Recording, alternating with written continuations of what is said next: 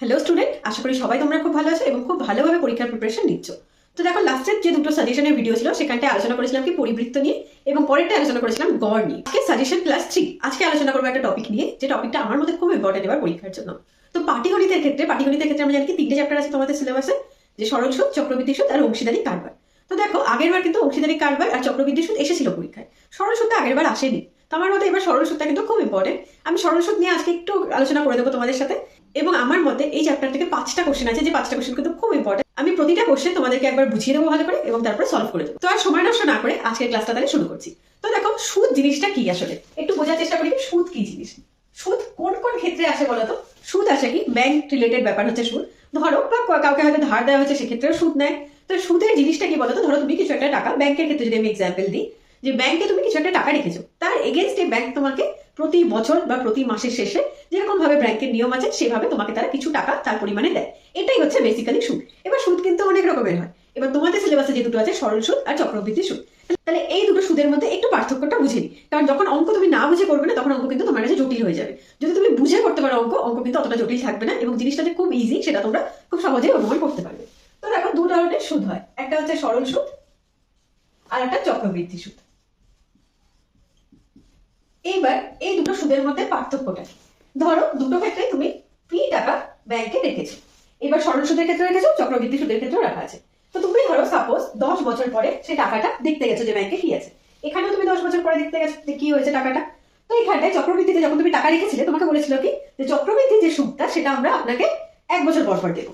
তার মানে কি এখানটায় কি চক্রবৃদ্ধি সুদটা কি 1 বছর পর পর কি তোমাকে দিচ্ছে ব্যাংক। আর সরল সুদের ক্ষেত্রে কিন্তু সেরকম কিছু নিয়ম নেই। মানে 10 বছর পরে যখন তুমি যাচ্ছ, 10 বছর পরে কিন্তু তোমার আসল পি টাকাই রয়েছে। কিন্তু চক্রবৃদ্ধিতে কি হচ্ছে, প্রত্যেক বছরে চক্রবৃদ্ধিতে তোমার আসল পরিবর্তন হয়ে যাচ্ছে। মানে ধরো, এখানটায় প্রথম বছরে তোমার টাকা ছিল পি, এবার দ্বিতীয় বছরে তোমার টাকা মানে আসল হয়ে গেল কি, পি তো ছিল। তোমাকে এই 1 বছরে ব্যাংক তোমাকে সুদ দিয়েছিল ধরো আই টাকা, তাহলে দ্বিতীয় বছর পরে তোমার আসল হয়ে গেল পি প্লাস আই। তৃতীয় বছর পরে ধরো এইখানটায় তৃতীয় বছরে ব্যাংক তোমাকে দ্বিতীয় বছরে আবার I2 সুদ দিয়েছিল, এটাকে আমি I1 বলে দিচ্ছি।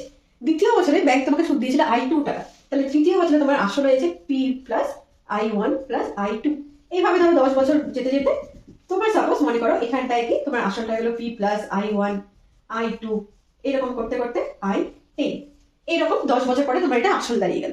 কিন্তু সরল সুদের ক্ষেত্রে কিন্তু ঘটনাটা ওইরকম নয়। সরল সুদের ক্ষেত্রে কি তোমার আজকের বছরে যা আসল, 10 বছর পরে গিয়েও সেটাই তোমার আসল, 20 বছর পরে গিয়ে সেটাই তোমার আসল। মানে এখানটায় কিন্তু আসল চেঞ্জ হচ্ছে না। কিন্তু চক্রবৃদ্ধি ক্ষেত্রে কিন্তু প্রত্যেক বছর বছর পর যদি তোমাকে ব্যাংক সুদ দেয়, তাহলে প্রত্যেক বছরে তোমার আসল চেঞ্জ হচ্ছে। বা যদি বলে 1 বছর না, আমি 6 মাস পর থেকে দেবো, তাহলে 6 মাস পর পর কিন্তু তোমার আসল চেঞ্জ হবে। এটাই হচ্ছে কি এই দুটো সরল সুদের মধ্যে কিন্তু ডিফারেন্ট। সরল সুদে আসল চেঞ্জ হয় না, এবং এখানটায় কি যে সুদটা 1 বছরের ক্ষেত্রে হচ্ছে, 2 বছরের ক্ষেত্রেও সেম সুদই থাকছে, 3 বছরের ক্ষেত্রেও সেম সুদ থাকছে। যেহেতু আসল চেঞ্জ হচ্ছে না, সেই জন্য কিন্তু এখানে প্রত্যেক বছর বছর সেম পরিমাণ সুদই কিন্তু তোমাকে ব্যাংক দিচ্ছে। আর এখানটায় যেহেতু আসল চেঞ্জ হয়ে যাচ্ছে, সেহেতু কিন্তু সুদের পরিমাণটা আলাদা। এই দুটোই হচ্ছে কি মেন ডিফারেন্স সরল সুদ আর চক্রবৃদ্ধি সুদের ক্ষেত্রে। তো আজকের ক্লাসটায় আমি সরল সুদ নিয়েই পড়াবো, অন্য কোনো ক্লাসে চক্রবৃদ্ধি সুদের অঙ্ক নিয়ে তোমাদের সাথে ডিসকাস করবো। তো চলো এক এক করে অঙ্কগুলো আমরা করে নিই। আজকে 5টা অঙ্ক তোমাদের সাথে করাবো। ফার্স্ট কোশ্চেনটা আমি লিখে নিয়েছি বোর্ডে, কোশ্চেনটা কি আছে সেটাকে ভালো করে বুঝো, এবং তারপরে আমরা এটাকে সলভ করবো। তো কোশ্চেনটাকে আমি পড়ছি, কি বলা আছে কোশ্চেনে। অমিন বাবু মোট 3,70,000 টাকা 3টে ব্যাংকে জমা রাখেন। মানে এই টাকাটা 3টে ব্যাংকে ভাগ করে করে জমা রাখেন। হলো, 3টি ব্যাংকের বার্ষিক সরল সুদের হার, সরল সুদ কিন্তু অঙ্কে বলে দিয়েছে, সরল সুদের হার 4%, 5%, 6%। 1 বছর পর 3টি ব্যাংকে মোট সুদের পরিমাণ সমান হয়, তবে তিনি কোথায় কত টাকা রাখেন। তার মানে কি বোঝা গেল? বোঝা গেল যে তার কাছে এই টাকাটা ছিল, এই টাকাটা ছিল, এই টাকাটা সে 3টে ব্যাংকে ভাগ করে দিয়েছে। তাহলে আমি মনে করি কি এই টাকাটা 3টে ভাগে ভাগ হয়েছে, একটা ভাগ এক্স, একটা ভাগ ওয়াই, একটা ভাগ জেড। এই এক্স টাকাটা কোন ব্যাংকে গেছে? 4% হার যে ব্যাংকে সুদ সেখানে গেছে। ওয়াই টাকাটা 5% যেখানে সেখানে গেছে, আর জেড টাকাটা 6% যেখানে সেখানে গেছে। এবার দেখো, এই টাকার রেসপেক্টে কিছু একটা সুদ এসছে I1, এই টাকার রেসপেক্টে কিছু একটা সুদ এসছে I2, আর এই টাকার রেসপেক্টে কিছু একটা সুদ এসছে I3। কি বলে দিয়েছে? 1 বছর পরে 3টি ব্যাংকের মোট সুদের পরিমাণ সমান হয়। তার মানে কি এই দুটোকে সমান বলা আছে। এই শর্তে বের করো যে তিনি কোথায় কত টাকা রেখেছে। তার মানে এক্স এর মান বের করো, এক্স কত সেটা বের করতে বলেছে, ওয়াই কত সেটা চেয়েছে, আর জেড কত সেটা চেয়েছে। তাহলে চলো এবার অঙ্কটাকে সলভ করি। খুব সোজা অঙ্ক, একটু বুঝে নাও ফার্স্টে কি বলতে চেয়েছে, তারপরে। তাহলে কি ধরছে কি প্রথম ব্যাংকে রাখে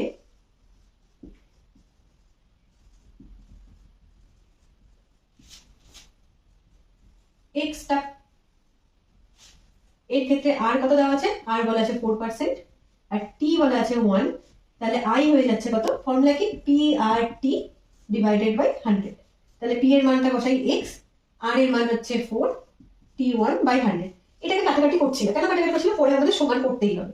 তাহলে এইভাবে রাখি 4x বাই 100 এত টাকা হলো। একই রকম ভাবে দ্বিতীয় ব্যাংকে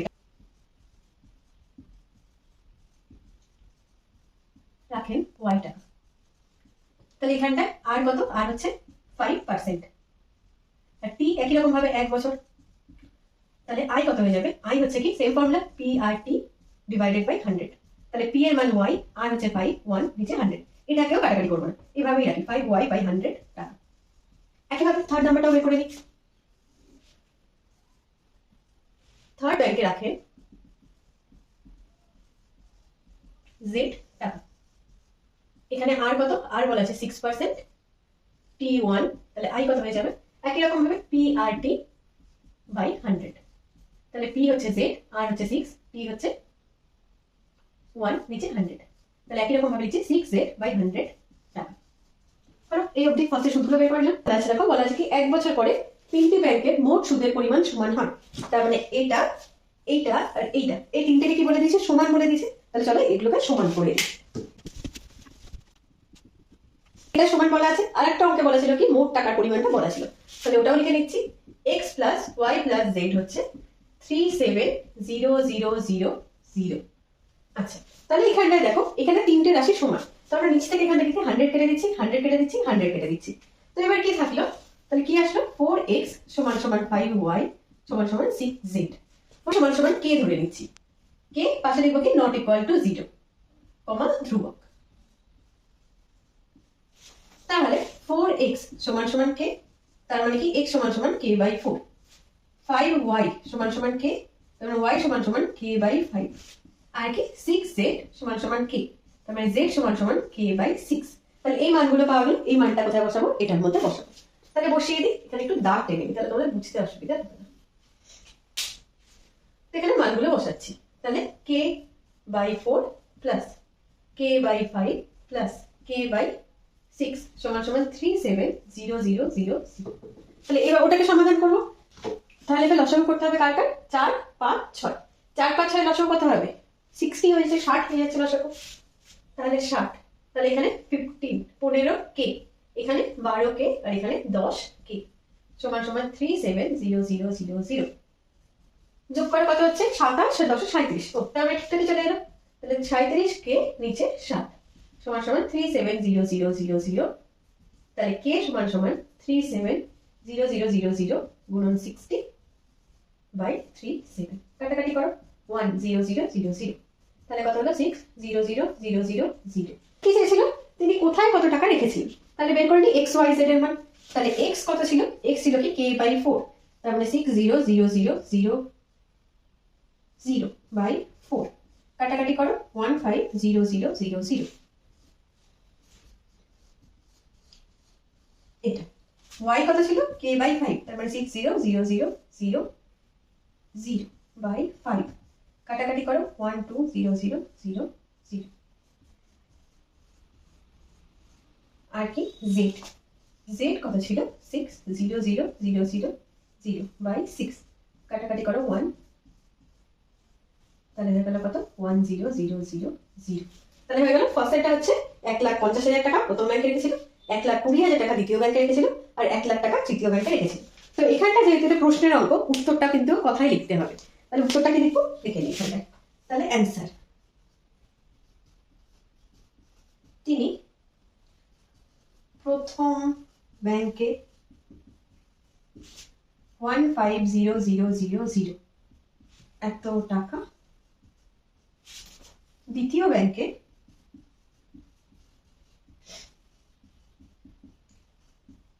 120,000 এত টাকা, ও তৃতীয় ব্যাংকে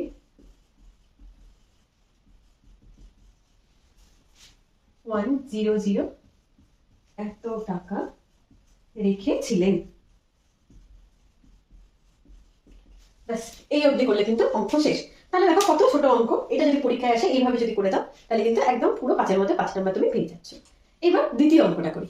তাহলে দেখো 2 নম্বর আমরা কি সমাপিসি 6,20,000 টাকা বার্ষিক 5% সরল সুদের হারে 3টি ব্যাংকে যথাক্রমে 2 বছর, 3 বছর, 5 বছরের জন্য এমন ভাবে জমা করে যাতে 3টি ব্যাংকের মোট সরল সুদের পরিমাণ সমান হয়।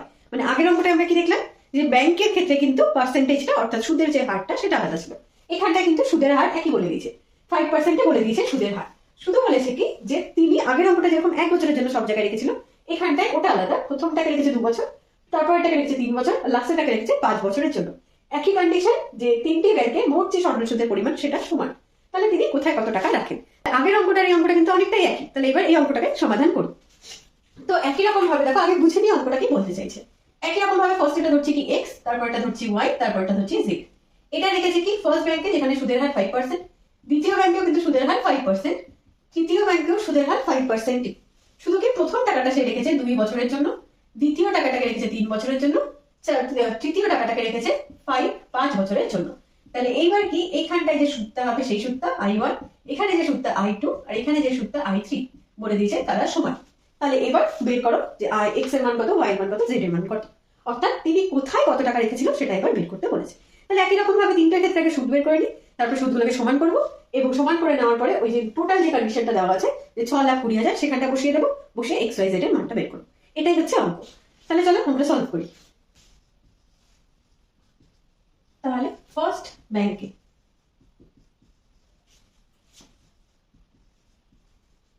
রাখে x টাকা, আর বলা আছে কত 5%, আর টি বলা আছে 2 বছর। তাহলে আইটা বের করি, সেম ফর্মুলা PRT/100। এখানে মানটা বসিয়ে দিই, পি এর মান x, আর এর মান 5, y এর মান t/100। কাটাকাটি এখানেও করবো না। তাহলে কত হচ্ছে 10x/100 টাকা। সেকেন্ড নাম্বারটা সেকেন্ড ব্যাংকে রাখে একই রকম ভাবে y টাকা, এখানেও আর এর মান 5%, টি এর মান এখানটায় 3 বছর। আইটা বের করি, সেম ফর্মুলা PRT/100। পি হচ্ছে y, আর হচ্ছে 5, এটা হচ্ছে t/100। তাহলে কত হয়ে গেল 15y/100 এত টাকা। একই রকম ভাবে তৃতীয়টা করে নিই। তাহলে থার্ড ব্যাংকে রাখে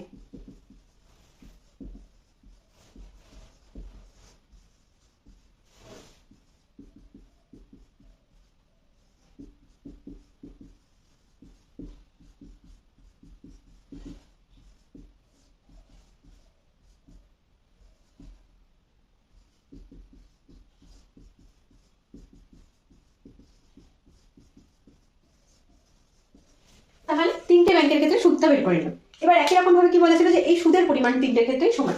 তার মানে কি এটা, এটা আর এটা, এই তিনটে সমান। আগের অঙ্কটার মধ্যে তাহলে এটাকেও সমান করে দিচ্ছি। আচ্ছা, তাহলে এই অবধি পাওয়া গেল। এটা হচ্ছে ফার্স্ট কন্ডিশন যে তিনটে সুদের পরিমাণই সমান। আর সেকেন্ড কন্ডিশনটা কি ছিল যে x + y + z, এটা হচ্ছে কত 6,200। এটা হচ্ছে সেকেন্ড কন্ডিশন। তাহলে একই রকম ভাবে এখানে থাকা 100 100 100 কেটে দিলাম। তাহলে কত থাকলো 10x, 15y আর 25z। এবার দেখো এখানে আরেকটা কাজ করা যাবে, 5 দিয়ে কাটা যাবে। 2 5 দিয়ে কাটলে 3, 5 দিয়ে কাটলে 5। তাহলে 2x 3y 5z। এটা সম্পর্ক বেরোলো সমান সমান একই রকম লিখে নিই, k ≠ 0, পাশে কি লিখবো ধ্রুবক। আচ্ছা, তাহলে x এর মানটা বের করি, 2x = k। তাহলে x = k/2, 3y = k, তাহলে y = k/3। একই রকম ভাবে 5z = k, তাহলে z = k/5। তাহলে এবার এটার উপরে এই কন্ডিশনটাকে বসিয়ে দিই, x y z এর মান। তাহলে বসাই এখানটায় k/2 + k/3 + k/5 = 620000। এটাকে এবার সমাধান করলে কিন্তু k এর মানটা বেরিয়ে যাবে। তাহলে সমাধান করি। তাহলে 2 3 আর 5 এটা লসাগু করলে কত হয়ে যাবে 30। তাহলে 30, এখানটায় 15k, এখানে 10k, আর এখানটায় 6k, 620000। কত হয়ে যাচ্ছে 15 আর 10 25, 25 আর 6 31। তাহলে 31k নিচে 30 = 620000 হয়ে গেল। এবার k এর মানটা বের করো। তাহলে কে সমান সমান 620000 গুণন 30/31, কাটাকাটি করি 20000, তাহলে এটা কত হয়ে গেল 600। এই হয়ে গেল কে এর মান। একই রকম ভাবে এক্স ওয়াই জেড বসিয়ে দিই। তাহলে x সমান সমান 600000/2, কাটাকাটি করো, এটা হয়ে গেল y সমান সমান 600000/3, কাটাকাটি করলে 2, তাহলে এটা হয়ে গেল কত 2000000। আচ্ছা x টাও লিখে নিই 300000, আর কি z 600000 ডিভাইডেড বাই 5, তাহলে এখানে হয়েছে 120000, তাহলে হয়ে গেল 120000। তার মানে কি দেখা গেল, প্রথম ব্যাংকে রেখেছিল 3 লাখ টাকা, দ্বিতীয় ব্যাংকে রেখেছিল 2 লাখ টাকা, আর তৃতীয় ব্যাংকে রেখেছিল 1,20,000 টাকা। তাই একই রকম ভাবে কিন্তু উত্তরটা লিখতে হবে। যেহেতু প্রশ্নে অঙ্ক দিয়েছে, কথায় অঙ্কটা বলেছে তোমাকে, তোমার অ্যান্সারটাও কিন্তু কথার মাধ্যমে হওয়া উচিত। তাহলে অ্যান্সার কি লিখবো? অ্যান্সার লিখবো কি, সোমা পিসি প্রথম ব্যাংকে 3 লাখ টাকা, দ্বিতীয় ব্যাংকে 2 লাখ টাকা এবং তৃতীয় ব্যাংকে 1,20,000 টাকা রেখেছিল। তাহলে এইটুকুনি তোমরা কিন্তু লিখে নিও, আমি আর এখানে লিখছি না, কারণ ভিডিওটা এমনিতেই অনেকটা বড় হয়ে যাচ্ছে, আরো 3টে অঙ্ক বাকি এখনো করা। তো চলো থার্ড অঙ্কটা করি এবার। নিচ্ছি থার্ড নাম্বার অঙ্কটা তোমাদের বইয়ের অঙ্ক, এক্সারসাইজের অঙ্ক। তো অঙ্কটা কি বলেছে আগে সেটা পড়ে নিই এবং কি চেয়েছে সেটা বোঝার চেষ্টা করি। তাহলে দেখো, ফার্স্টে কি বলা আছে, কোন ব্যাংকের বার্ষিক 5% হারে সরল সুদ দেয়। তার মানে এখানটায় বলা আছে কি, আর এর মানটা বলা আছে 5% সরল সুদ দেয়। ওই ব্যাংকে দীপু বাবু বছরের প্রথমে 15,000 টাকা জমা দিল। তাহলে কত টাকা রাখলো? 15,000 টাকা জমা দিল। জমা দেওয়ার 3 মাস পরে 3,000 টাকা তুলে নিল। তার মানে এই 15,000 টাকা জমা দেওয়ার 3 মাস পরে তিনি কি করলো? 3,000 টাকা তুলে নিল। তার মানে এই মুহূর্তে তার টাকাটা কত আছে? 3,000 বিয়োগ করে দিই 12,000।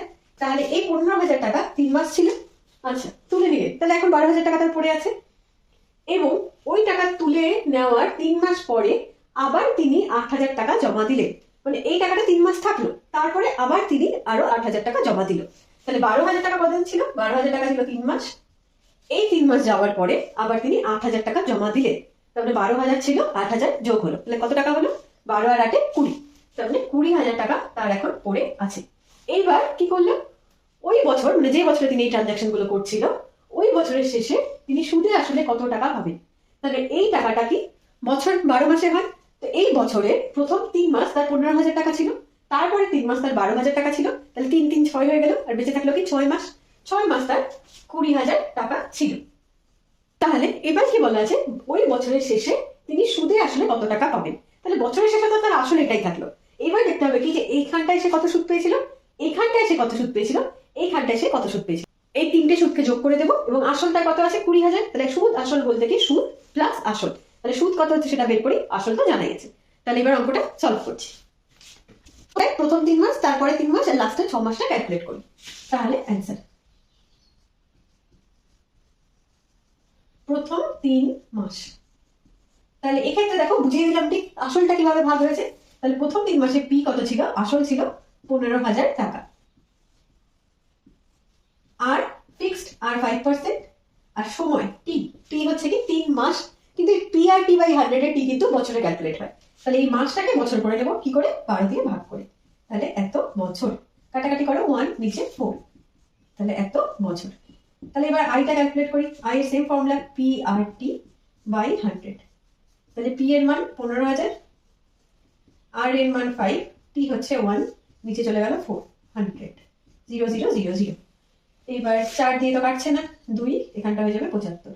তাহলে গুণ করে নিই, 25 এর 5 হাতে থাকলো 2, 35 37 ভাগ 2। তাহলে ভাগ করে তো এখানে 178.7 আসবে, তাহলে 50 এত টাকা। তাহলে প্রথম যে 3 মাস, সেই 3 মাসে কত সুদ হলো? 3 মাসে সুদ হলো কি এই টাকাটা। একই রকম ভাবে সেকেন্ড 3 মাসের ক্ষেত্রে হিসাব করে নিই। তাহলে পরের 3 মাস, পরের 3 মাস, তো পরের 3 মাসের ক্ষেত্রে আমরা কি দেখেছিলাম, যে সে 3,000 টাকা তুলে নিয়েছিল। তার মানে কি 15,000 থেকে 3,000 তুলে নিয়েছিল, তার মানে কত টাকা থাকলো? 12,000 এত টাকা। আর সেম 5%, আর এই টাকাটাও কিন্তু তার 3 মাসই ছিল। তার মানে একই রকম ভাবে বছর করে নিতে হবে, 1/4 বছর। তাহলে আইটা কত হচ্ছে ক্যালকুলেট করি, পি আর টি বাই 100।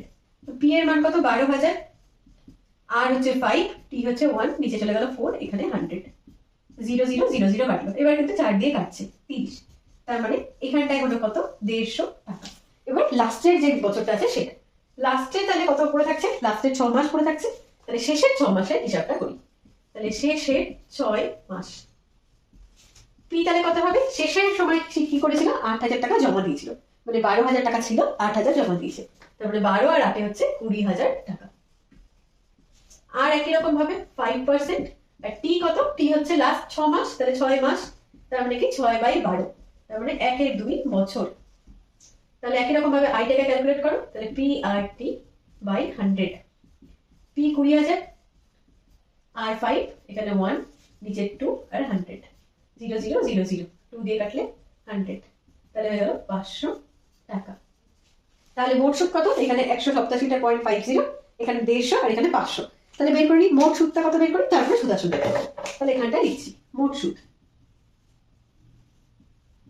মোট সুদ তাহলে কত 500 যোগ 150 যোগ 18750, তাহলে যোগ করে দাও কত হচ্ছে এখানটায় 7,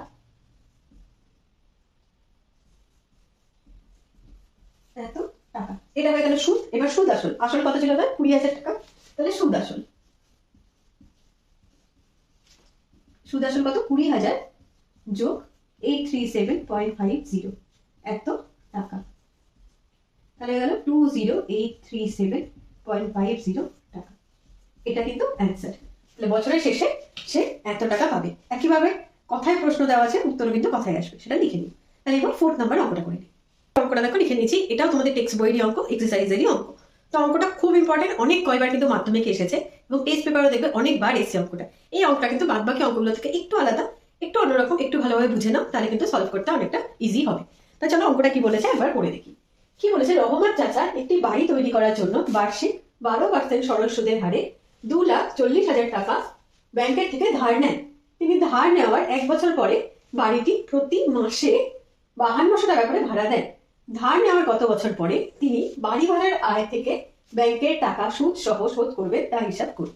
তাহলে কি কি বলেছে, বলেছে কি একজন 12% সরল সুদের হারে ব্যাংক থেকে 2,40,000 টাকা ধার নিলেন এবং ধার নেওয়ার 1 বছর পরে তিনি বাড়িটি প্রতি মাসে 5200 টাকা ভাড়া দেন।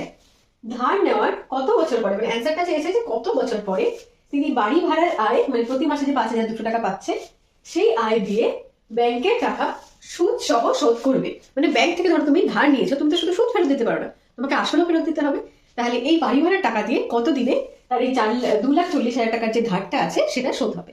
তাহলে কি চেয়েছে কত বছর পরে শোধ হবে। তাহলে ফার্স্টে কি ধরে নেব, ধরি x বছর পরে শোধ হবে। তাহলে অঙ্কটা বোঝা গেল যে বাড়ি ভাড়ার টাকা দিয়ে কিন্তু সে তার ধারটা শোধ করতে চাইছে সুদ সহ। তাহলে চলো এবার অঙ্কটা করে দেখি। অঙ্কটা কিন্তু খুব ইজি। তো প্রথমে দেখো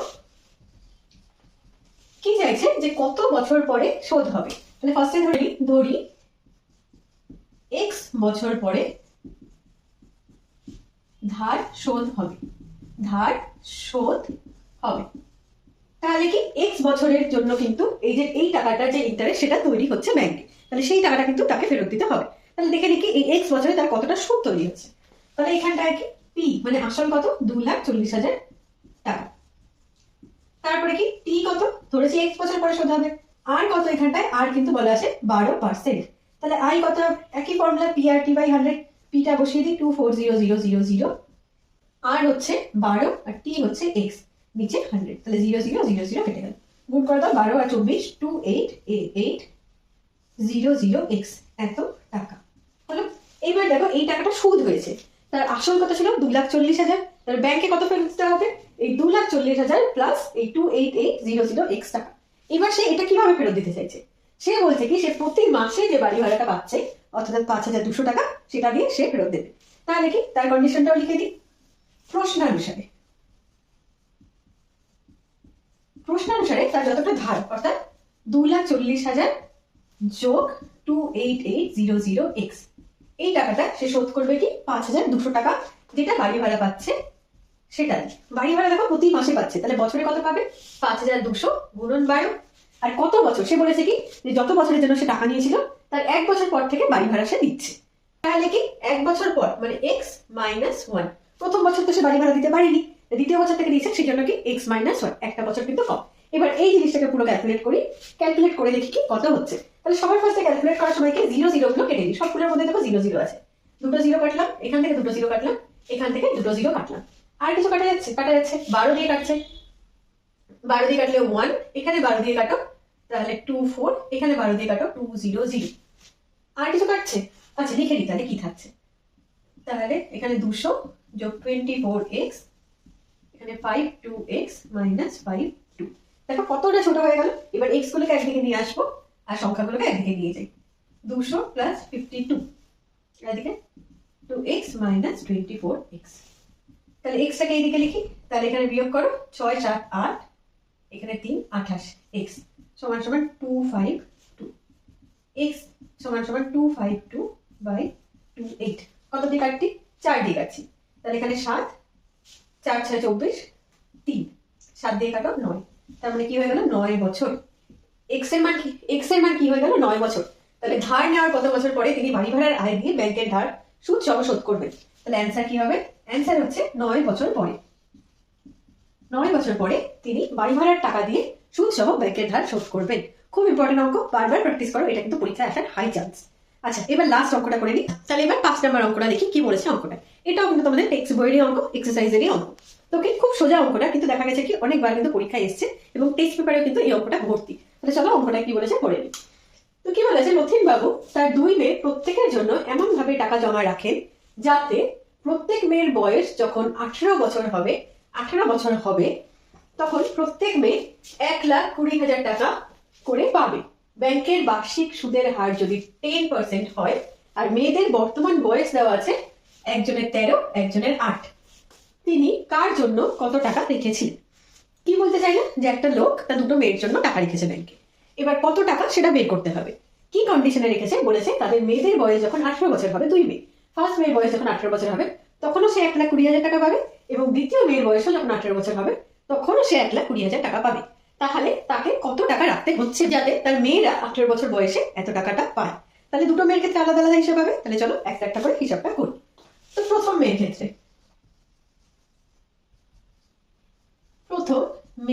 ক্ষেত্রে, তাহলে এখানে তো আসল জানা নেই, তাহলে আসল জানা নেই এখানটায়, তাহলে ধরি আসল x, ধরি আসল কত x টাকা, মানে তিনি x টাকা তার বড় মেয়ের জন্য রেখেছিল। কি বলা আছে? সুদের হার বলা আছে 10%, তাহলে r ইজ ইকুয়াল টু 10%। আর বড় মেয়ের বর্তমান বয়স হচ্ছে 13 বছর, তার মানে তার টাকাটা কদিন থাকবে? 18 বছর বয়সে সে পাবে। তাহলে t সমান সমান কত হয়ে যাবে? 18 বিয়োগ 13, তার মানে 5 বছর। তাহলে এই x টাকা 5 বছর ব্যাংকে রাখার পরে সুদে আসলে তার মেয়ে 1,20,000 টাকা পাবে। তাহলে এবার সুদটা বের করে নিই, তারপরে প্রশ্ন অনুসারে করবো। তাহলে সুদ i সমান সমান কি PRT বাই 100, সেম ফর্মুলা এতক্ষণ তোমাদের সবার মুখস্থ হয়ে যাওয়ার কথা। তাহলে p কত? x, r কত? 10, p হচ্ছে 5, নিচে 100, 10 5 দিয়ে কাটলে 2, তাহলে কত হয়ে গেল? x বাই 2 টাকা। এটা হচ্ছে সুদ, আর আসল কত ছিল? x টাকা। তাহলে প্রশ্ন অনুসারে x প্লাস x বাই 2, সুদ আসলে তিনি কত পাবে? 1,20,000 টাকা। তার মানে 2 লসাগু, 2x প্লাস x 3x, 1,20,000। তাহলে x এর মানটা বের করে নিই। তাহলে এখানে কাটাকাটি করে নিই, তাহলে কিন্তু x এর মানটা বেরিয়ে যাবে। 3 দিয়ে কাটো, তাহলে 4 0 0 0 0, তার মানে কত হয়ে গেল? 8 0 0 0 0। তাহলে তিনি তার বড় মেয়ের জন্য 80,000 টাকা রেখেছিলেন। একই রকম ভাবে ছোট মেয়েরটাও হিসাব করে নিই। তাহলে ছোট মেয়েরটা হিসাব করি। ছোট মেয়ের বয়স কত এখন? ছোট মেয়ের বাদ বাকি কিন্তু সব কন্ডিশনই সেম, শুধুমাত্র ছোট মেয়ের বয়স এখন 8 বছর, তার মানে এর ক্ষেত্রে টিটা জাস্ট চেঞ্জ হবে। তাহলে ছোট মেয়ের ক্ষেত্রে একই রকম ভাবে হিসাব করি। তাহলে ছোট মেয়ের ক্ষেত্রে আসল ধরে নিই y টাকা, তাহলে ধরি আসল y টাকা, আর হচ্ছে 10%, তাহলে টিটা এখানটা কত হয়ে যাবে? তার মেয়ের এখন বয়স হচ্ছে 8 বছর, পাবে 18 বছরে, তাহলে 18 বিয়োগ 8 মানে 10 বছর। তাহলে এই y টাকাটা 10% হার সুদে 10 বছর কিন্তু ব্যাংকে থাকছে। তাহলে একই রকম ভাবে আই বের করি, PRT বাই 100, তাহলে 10 গুণন 10 নিচে 100, দেখো 0 0 0 0 কেটে গেল। তার মানে এখানে কিন্তু সুদ ও y টাকা, তাহলে আসলে y টাকা, সুদ ও y টাকা। তাহলে প্রশ্ন অনুসারে y প্লাস y সমান সমান 1,20,000, তাহলে y প্লাস y সমান সমান 1,20,000, তাহলে 2y সমান সমান 1,20,000, তাহলে ওয়াই সমান সমান কত হয়ে যাবে? ওয়াই সমান সমান 1,20,000 ভাগ 2, কাটাকাটি করো 6,0,0,0,0। তার মানে তার ছোট মেয়ের জন্য কিন্তু তিনি 60,000 টাকা রেখেছিলেন। একই রকম ভাবে কথায় তাহলে উত্তর লিখবে কি, বড় মেয়ের জন্য তিনি রেখেছিলেন 80,000 টাকা এবং ছোট মেয়ের জন্য তিনি রেখেছিলেন 60,000 টাকা। ব্যাস, এই হলো 5টা আমাদের সাজেশনের অঙ্ক। বইয়ের অঙ্কগুলো কিন্তু সবই করো, এই কটা অঙ্ক একটু ভালোভাবে করো। আর এমসিকিউ এর ক্ষেত্রে কিন্তু কোনো রকম সাজেশন হয় না, আমি বড় কোশ্চেনগুলো নিয়ে একটু আলোচনা করে নিই, তারপরে ওভারঅল এমসিকিউ নিয়েও কিন্তু আমি আলোচনা করবো। তো ভিডিওগুলো যদি ভালো লাগে অবশ্যই লাইক করো এবং সাবস্ক্রাইব করে রেখো পরবর্তী সাজেশনগুলো নোটিফিকেশন টাইম মতন পাওয়ার জন্য। তো আজকের জন্য এই অবধি, দেখা হচ্ছে অন্য কোনো ভিডিওতে।